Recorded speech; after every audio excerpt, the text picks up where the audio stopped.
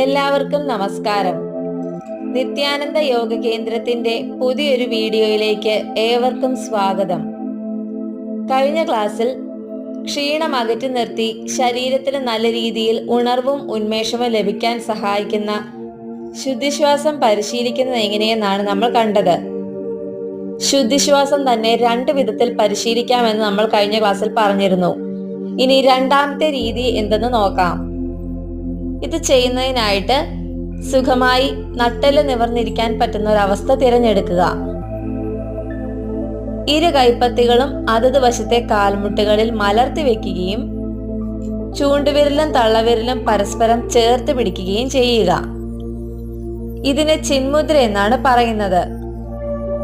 ഇനി നട്ടെല്ല് നിവർന്നിരുന്നതിന് ശേഷം മൂക്കിന്റെ ഇരുദ്വാരത്തിലൂടെയും ശ്വാസത്തെ ഉള്ളിലേക്ക് എടുക്കുകയും വായ അല്പം തുറന്ന് ഒരു കുഴലിന്റെ ആകൃതിയിൽ കൊണ്ടുവന്നതിന് ശേഷം പല തവണകളായി ശ്വാസത്തെ പുറത്തേക്ക് വിടാവുന്നതാണ്. ശ്വാസം മുഴുവനായി പുറത്തു പോയി കഴിയുമ്പോൾ വായ അടച്ചു പിടിക്കുകയും മൂക്കിന്റെ ഇരുദ്വാരങ്ങളിലൂടെയും ശ്വാസത്തെ ഉള്ളിലേക്ക് എടുക്കുകയും ചെയ്യുക. വീണ്ടും വായ തുറന്ന കുഴലിന്റെ ആകൃതിയിൽ കൊണ്ടുവന്നതിന് ശേഷം പല തവണകളായി ശ്വാസത്തെ പുറത്തേക്ക് വിടാവുന്നതാണ്. ഇതേ രീതിയിൽ 7-8 തവണ പരിശീലിക്കുക. ഓരോ ദിവസം മുന്നോട്ട് ചെല്ലും തോറും പ്രാണായാമത്തിന്റെ എണ്ണത്തിൽ വർധന വരുത്താവുന്നതാണ്. ഈ രീതിയിൽ ശുദ്ധിശ്വാസം പരിശീലിക്കുന്നത് മൂലം ശരീരത്തിലേക്ക് കൂടുതലായി പ്രാണവായു കയറി ഇറങ്ങുന്നതിന് സഹായിക്കുന്നു. നമ്മൾ സാധാരണ രീതിയിൽ ശ്വാസോച്ഛ്വാസം ചെയ്യുന്ന സമയം നമ്മുടെ ശ്വാസകോശത്തിന്റെ 1/3 ഭാഗം മാത്രമേ ശരിയായ രീതിയിൽ പ്രവർത്തിക്കുന്നുള്ളൂ. ബാക്കി വരുന്ന 2/3 ഭാഗവും പ്രവർത്തനരഹിതമായാണ് ഇരിക്കുന്നത്.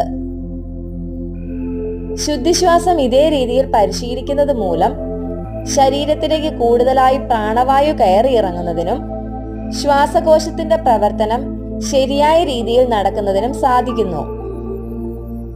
ഇത് ചെയ്യുന്നതിലൂടെ വികാരത്തെ നിയന്ത്രിച്ചു നിർത്താൻ വളരെയധികം സഹായിക്കുന്നതാണ്.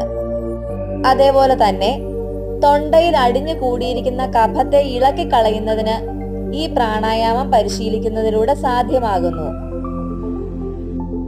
ഇതിന്റെ എല്ലാം പുറമെ കഴിഞ്ഞ ക്ലാസ്സിൽ പരിശീലിച്ച രീതിയിൽ ശുദ്ധിശ്വാസം പരിശീലിക്കുന്നതിലൂടെ ശരീരത്തിന് ലഭിക്കുന്ന എല്ലാ ഗുണങ്ങളും ഈ രീതിയിൽ ശുദ്ധിശ്വാസം പരിശീലിക്കുന്നതിലൂടെയും ലഭിക്കുന്നതാണ്. അടുത്ത ക്ലാസ്സിൽ മറ്റൊരു പ്രാണായാമവുമായി നമുക്ക് കാണാം. വീഡിയോ ഇഷ്ടപ്പെട്ടിട്ടുണ്ടെങ്കിൽ ലൈക്കും ഷെയറും സബ്സ്ക്രൈബും ചെയ്യാൻ മറക്കരുത്. ലോകാ സമസ്ത സുഖിനോ ഭവന്തു.